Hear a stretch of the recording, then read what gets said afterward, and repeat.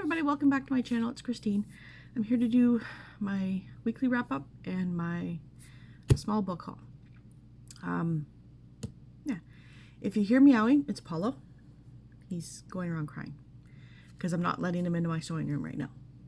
So, I finished 5 books this week. The first one I just picked up because it was an audiobook was Unraveled by Sharon Jennings, and she's the one who wrote all the Franklin kids books. I turned down, there we go, brightness. This is about a girl whose father moves her around all the time, and whenever neighbors start to ask too many questions, he moves them again. He won't allow her to be a girl. She's got to wear like really big clothes, have shaggy hair, won't let her be a girl.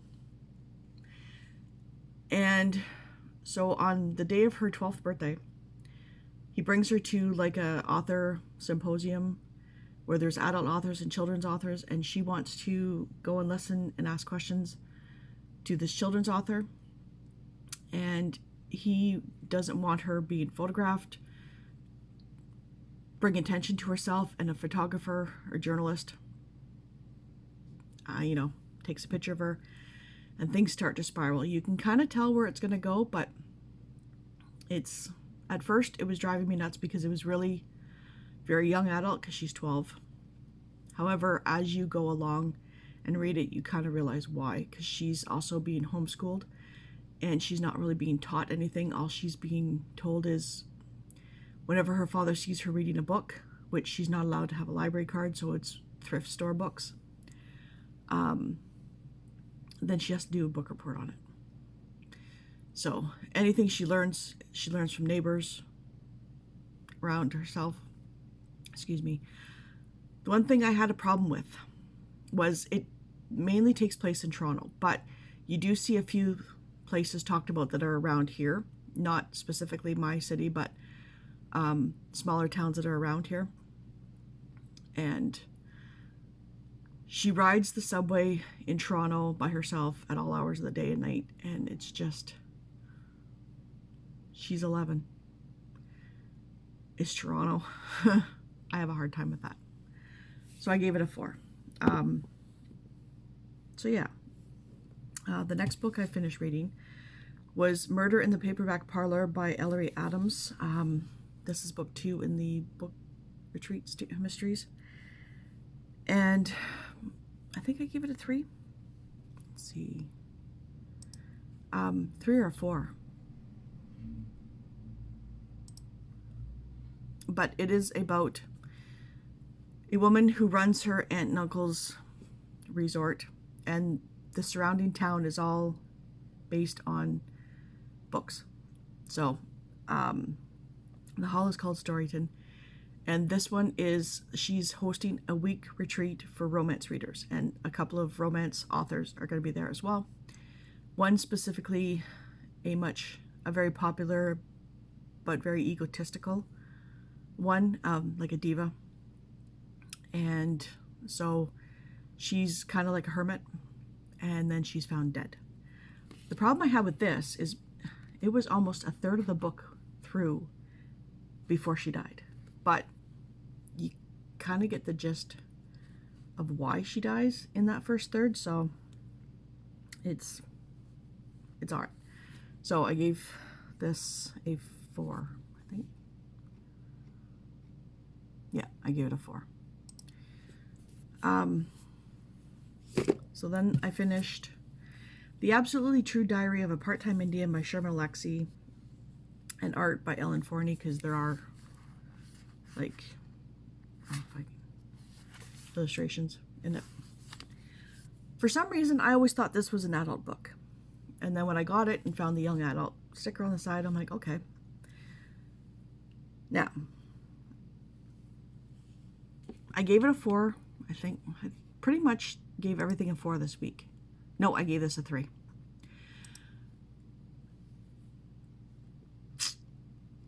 I didn't care. I really didn't care. It was interesting to see the differences between American reservations and the reservations over here. because there's so much more poverty and hatred towards Indians, Native Americans. We call them Indians here. It's a thing. Than here. I mean, there's poverty here too. You're never going to get away from poverty no matter where you go. However, it is more pronounced in here. And I know it's real because I've seen other people who have family on reservations, and it is deplorable how they're treated. So it was interesting to see the differences, because here it's not that bad.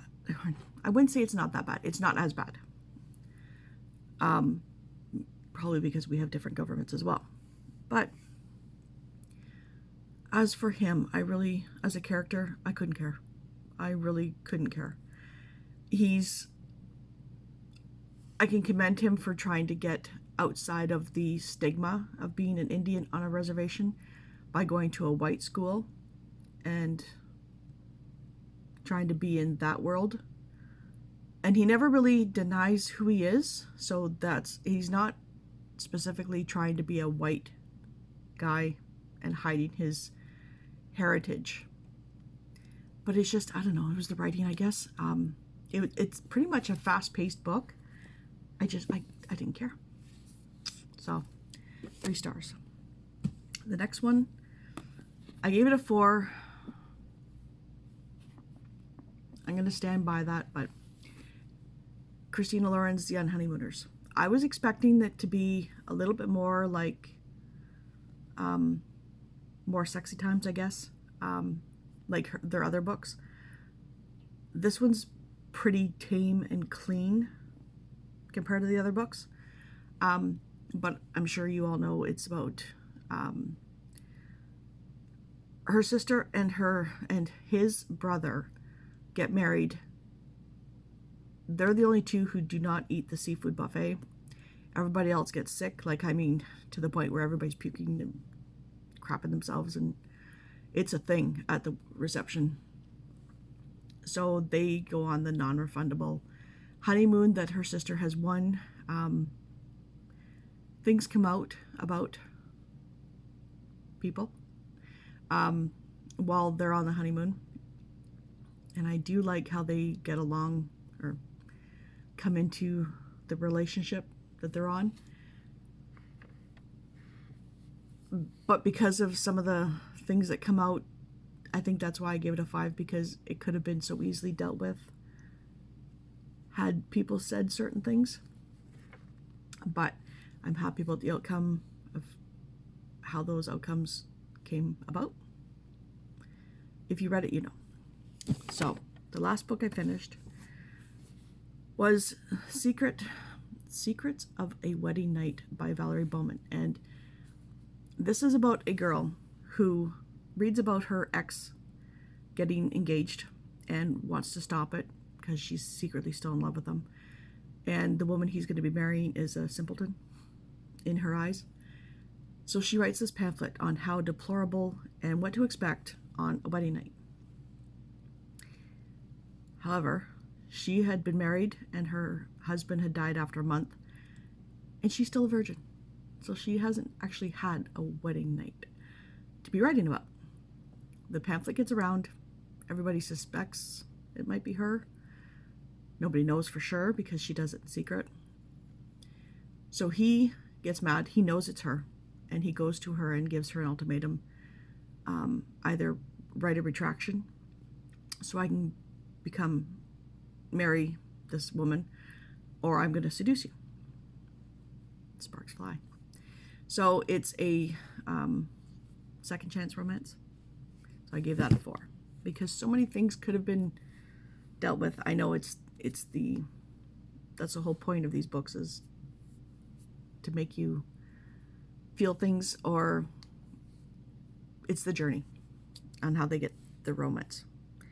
So currently reading just one book, and it's called Her Best Friend by Sarah Mayberry, and it's book 1 in the More Than Friends series. Oh, and this one is I don't know if there's a series name to it, but it's book 1 in the series. But this is Friends to Lovers. I was going to read Truth or Beard for this, because it's for a challenge, but that's more like she's best friends with the twin, and then she ends up with the brother. So, and he's her nemesis. So I chose this one instead. So I just started it, and I didn't even get through the first chapter yet. But it is about a girl who goes to buy this grand theater that's been abandoned, and her grandfather built it, and somebody outbids her and scoops it out from under her. That's as far as I got. So we'll see how that goes. And then I will also be reading Chuck Palahniuk's The Invention of Sound, because it has a watermelon on the cover, and that's for the challenge. I don't know how I'm going to like it, because I really don't. So far, everything I've read by Chuck Palahniuk has not agreed with me. I don't jive with his writing, but it is what it is. As far as what else I'm going to read this week, I don't know, because I have a lot of sewing to do. We shall see. I'll pick up what I pick up. But I got my other book subscription. I'm not going to read out what they are about, because I think most of them are partway through series, and I can't remember which one is part 1 of a series. I think it's this one. I think this is the book 1. But it's Joanne Ross's Forever in Honeymoon Harbor, a Honeymoon Harbor novel, because in the front of the book, it has this as, like, book 4. Nope, book 1. But I think it's book 4. So it kind of got mixed up, but there's that one. Susan Mallory, Stephanie London, and Cynthia Williams, Suddenly the Summer, and it's 3 stories in one. I think some of them are tied into other books, so I'm not sure. Trusted and True, Men of Haven by Rena Morgan, and this is like book 10, I think, in a series. 1, 2, 3, 4, 5, 6. There's 6. And then Brenda Novak's Tallulah's Back in Town, a Coyote Canyon novel, and I don't know which number it is. Really couldn't tell you. It doesn't even say in the in the front, sorry. So there's that one. And then this author contacted me. I'm just going to get these out of here. And asked if I would read his book, and it looked interesting. It's a Christian novel, but I don't think it, well, heavy on the preachy side. But he also handwrote a note to me, plus a review from somebody else about it. So thank you, Joshua Hershey is the author. But it is called Linden Falls, again by Joshua Hershey. And I do love this cover. It's cool. But it's Mabel is a rumored witch whose kingdom belongs to Lavian, the serpent. Her people are enslaved in darkness, but everything changes when Mabel discovers a book that transports her to a world of angels and demons. There she wields swords of fire and faces Tannen, a spirit-infested dragon. So, the fight between good and evil. So I told him I'd read it, review it, and I will probably be, this is on next month's TBR, so I will definitely get to it next month. Plus another book that I had forgotten I had from an author that I'm going to read as well. So I will probably do that. Oh, and it's also hand-signed. So I will probably do that video today or tomorrow. Maybe today, because it's supposed to be raining tomorrow, so my husband will be home. But yeah, so that is my weekly wrap-up. Sorry it wasn't more to come. But I'm in one of those moods where I just feel like reading what I want to read.